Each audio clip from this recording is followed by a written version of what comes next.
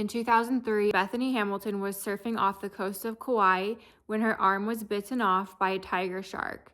At the time, she was 13 years old. The story went absolutely viral, and I, as a 13-year-old girl at the same time as Bethany, was very invested.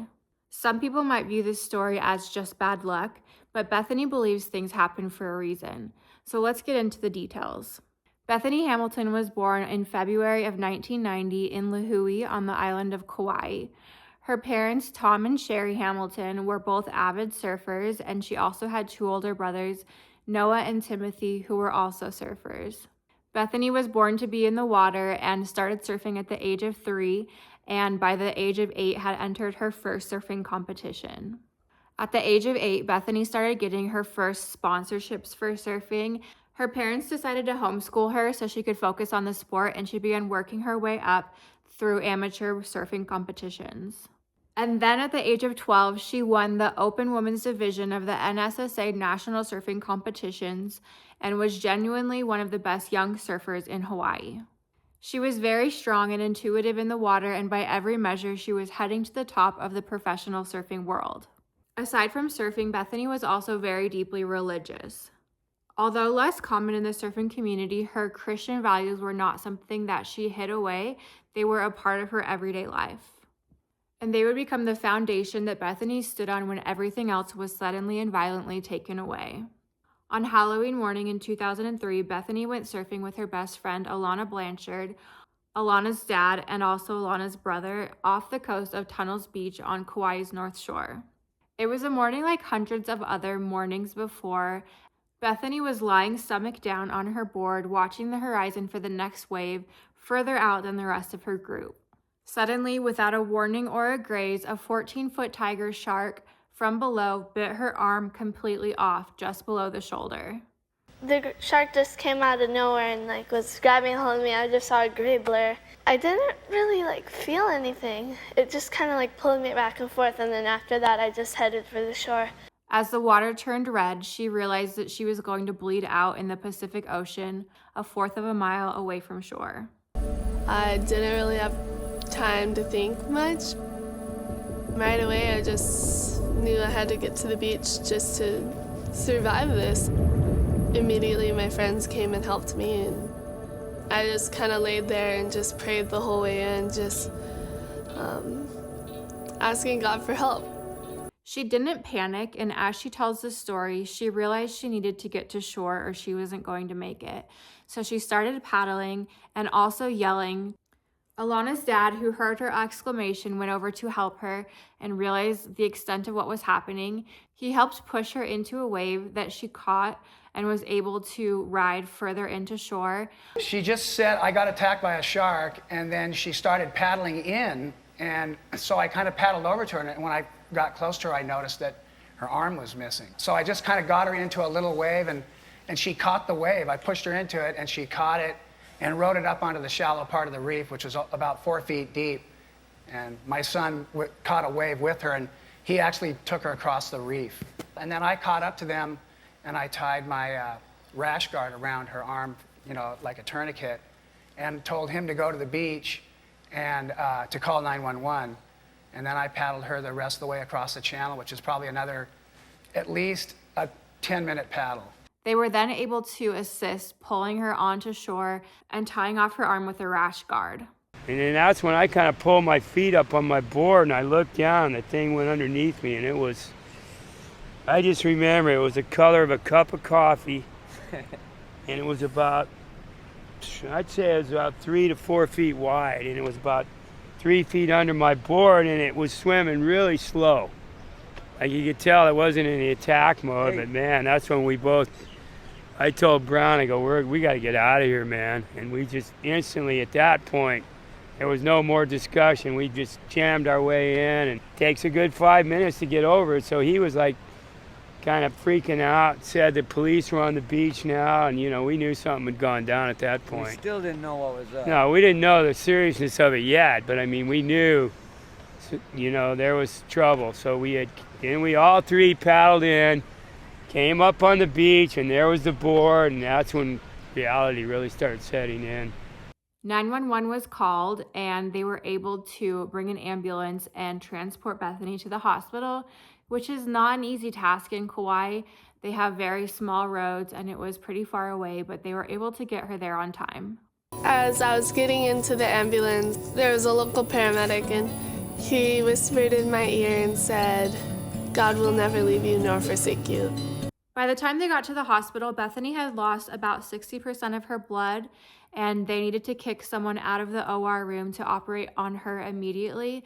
And one of the most interesting parts of this story to me is that the man they took off the operating table, who had already had his spinal tap, was Bethany's own father. He had been scheduled for a knee surgery, and as they took him off the table, they told him that they had to accommodate a shark attack victim from the north shore of the island, and he automatically knew that that would either be his daughter or Alana. I had just gotten a spinal tap, and they were setting up the TV monitor so I could watch my own knee operation. And an emergency room doctor came in and said, "There's a shark attack victim coming from the North Shore." And I just looked at him, I said, "Do you have any idea who it is?" And he goes, "All we know, it's a 13-year-old girl." So I knew it was either Holt's daughter, Alana, or Bethany, because I just had that feeling in my gut. So they switched places, and Bethany survived. After surgery for hours, Bethany woke up, and with one arm, it was her faith that she reached for. She's spoken about this many times before, but she talks about how she wasn't angry at God. Instead, she felt like there was a purpose in this trial, and there was a reason for it happening to her, which was to spread the word of God. She later wrote, "My plans to be a professional surfer got hit pretty hard on that Halloween morning. But for me, knowing that God loves me and that He has a plan for my life that no shark can take away and no contest result can shake is like having solid rock underneath me." 6 days later, Bethany committed to learning how to surf again. And 26 days later, Bethany was back in the water. I just went out on a longboard in the kiddie whitewater, and I struggled my first 2 times, and then I got up on my 3rd wave and rode it all the way in, and it was just so exciting, and I just had tears of joy, and I was just I had that stoke. Even though it wasn't a good wave, it was exciting for me. But how do you surf with one arm? The first challenge was practical. To get out past the breaking surf, surfers use a technique called a duck dive. You push the nose of the board under the water and submerge under the wave before it breaks on top of you. It requires 2 hands pressing down simultaneously. And so her dad made her a custom surfboard with a handle for her right arm to grip, which made it easier to paddle. The hardest thing in surfing after the attack was probably just learning how to stand up and not really balance issues, but just standing up and positioning yourself in the right place, waiting for the wave and to catch it, and just all figuring it all out. It's all pretty hard. She also learned to kick more with her legs to compensate for the loss of her arm. She taught herself and she adapted. When she couldn't do it the old way, she found a new one. Famously, she said, "I don't need easy, I just need possible." And 2 months after getting back in the water, she entered a competition and placed 5th in the women's open division, earning her first national title. All of this while competing against completely able-bodied people. I think some athletes have adversities like this and go on to be really incredible athletes with the Paralympics or different sports that make accommodations. But she was surfing in just the regular leagues, which really shows her resilience and her strength and her talent. She competed in World Surf League events, and in 2009, she finished 2nd in the ASP World Junior Championships. That path took her to France to compete in qualifying events with 8 contests in a row, grinding through the qualification process the same way every other young surfer has to, except she was doing it with one arm. Along with competing at the highest level in her sport, Bethany also had to deal with a giant media circus that was very, very interested in her story. After the attack, she became a public figure on a scale that had nothing to do with surfing. The story was literally everywhere, and she was invited to the Teen Choice Awards, Elle Magazine, Oprah, The Ellen Show. She was flown out to visit wounded soldiers in Iraq, award shows, speaking events, media tours, a movie eventually called Soul Surfer in 2011 with Helen Hunt and Dennis Quaid playing her parents. In a lot of these interviews, you can tell that she doesn't feel super comfortable speaking publicly, and she didn't necessarily enjoy this part of the experience. Like, I think a lot of young girls would feel intimidated and uncomfortable, but she decided to take on these shows and these different opportunities so that she could share her belief in God. But it's very obvious that Bethany's love was for surfing and for being in the water and for competition, and that is where she truly shines. At some points, she does talk about feeling a little bit left behind. She started to watch her peers accomplish the exact thing that she had been working towards, and she was on a different track. She was really kind of paraded with the public, and all of her friends in the meantime were becoming successful professional surfers. Her best friend, Alana Blanchard, who was with her when she was attacked by the shark, went on to become a very successful professional surfer. And other friends of the same generation of Hawaii surfing went on to win world titles. Bethany had grown up with them, trained alongside them, competed against them, and Bethany was still in the running, but obviously it became much harder to accomplish the things that she really wanted.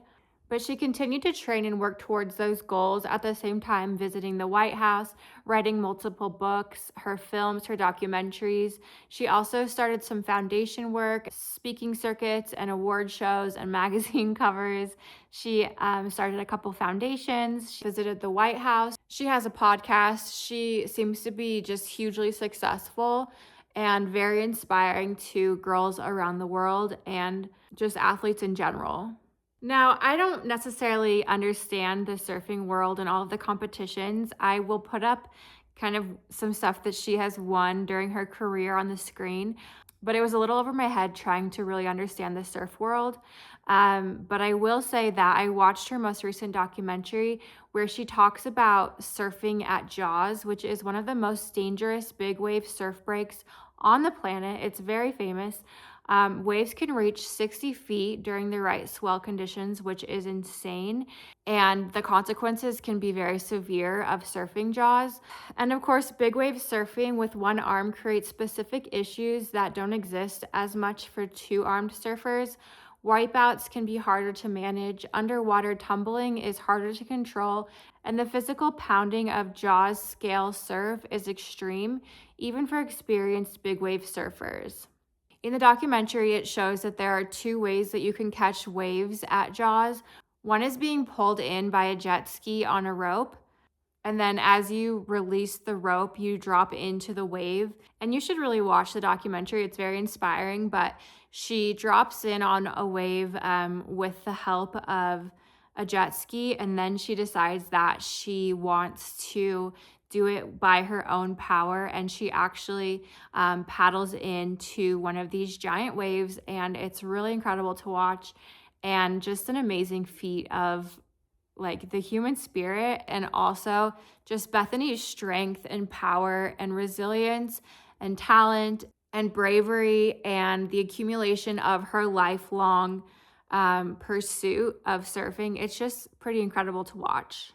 At one point in the documentary, she's like on a boat in the middle of the ocean breastfeeding one of her babies, and she like hands the baby off to someone and goes and competes in the heat and like surfs an awesome wave. She's really incredible.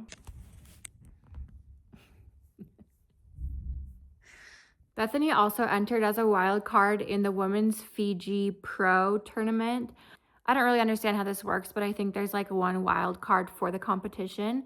And she worked her way through the rounds and reached a point where she was up against the reigning world champion and a 6-time world champion who were the best surfers on the planet at that moment. And she beat them. And a girl named Joanne was one of the defending champions, eventually took the event, but Bethany's run through the draw as a wild card against that level of competition was one of the most significant competitive results of her career. She was nominated for an EPSI award, which is an annual sports awards ceremony specifically. She was nominated in a category related to athletes with disabilities, and because of this, she withdrew her nomination. She doesn't consider herself as a disabled athlete. She considers herself just as an athlete. She surfs with the best of the best. She competes with them. She doesn't want to be in a separate category defined by what she doesn't have. She wants to be measured against the field with no accommodations into like a special bracket, which I think is just very cool. Bethany has talked about her path as genuinely different, not better or worse, but just different than the friends that she grew up with who won world tours or titles. But her story really comes with a lot more media and advocacy, public life, and some of the highest competitions, including Jaws and Pipeline, with competitive results and really a great record of surfing. In August of 2013, she married Adam Dirks, who was a Christian youth minister. The two of them met on the beach and were introduced by mutual friends, and then they went cliff jumping. She jokes that it was love at first cliff jump, and they've had 4 children together. The first in June of 2015, and they most recently welcomed their daughter. I did a lot of competing in my late teen years, early 20s. I had some really close calls with qualification, but they're really hard years too. And then shortly after I kind of like let that go, so to say, or like took a solid break from it, is when I met my husband. So I'm like, everything can work out for the good if you're like looking for that and wanting that, and versus kind of moving forward with just like negativity or like not like looking for the rainbows, so to say, like just pushing towards purpose and meaning and your passion. She's been named the Waterman of the Year of 2017 by the Surf Industry Manufacturers Association. She's been the keynote speaker at the March for Life in Washington, D.C. She was invited by Barack Obama to speak at the National Prayer Breakfast of 2014. She founded Friends of Bethany, a nonprofit organization that reaches out to amputees and youth, encouraging them to overcome difficulties. She's published 9 books, and she still surfs competitively at the highest levels against the best surfers in the world. Bethany was 13 years old when she lost her arm on Halloween morning in 2003, and 26 days later, she was back in the water. 2 years later, she won a national championship, and 13 years later, she was surfing 40-foot waves at Jaws as a new mother with a WLS nomination for the Ride of the Year. Today, she is still surfing, still teaching, still raising her kids, still advocating for the youth, still talking about God and what she believes in, and not allowing the shark attack to define the rest of her life. She is a great example of unreal resilience. I will put all of the links to her channels and things like that in the description of this video if you want to check out more and follow for more stories of unreal resilience. It's not so much about being perfect, but being able to adapt and be resilient through tougher times. So much of what's kept me grounded and honest and real has just been, well, for sure, my faith in God, my family, surfing, living on an island, and just kind of keeping true to like the things that I really believe I'm like meant to be doing with my life versus like getting sidetracked. I mean, I look at like the tough things that I faced and just try to see the good and let go and forgive and move forward. And it's interesting, even surfing this morning, I was like, gosh, it's weird that I have one arm. Like when I'm up on a wave riding, like I don't think of that hardly at all. Like it just feels like I'm just doing my thing.